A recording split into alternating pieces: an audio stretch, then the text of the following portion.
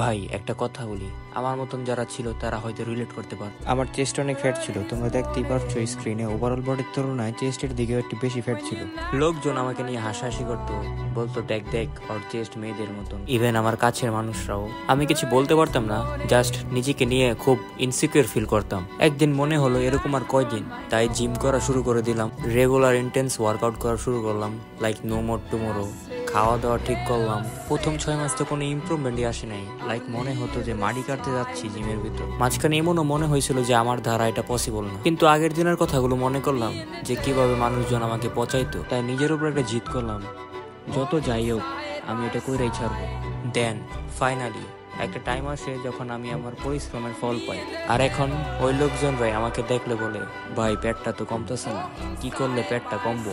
এই মেসেজটা হলো আমার অতীতের মতন যারা আছে, যদি তুমিও নিজেকে চেঞ্জ করতে চাও, মোটিভেশনের উপর ডিপেন্ড না কইরা ডিসিপ্লিনের উপর ডিপেন্ড করো, একদিন তুমিও রেজাল্ট দেখতে পারবা।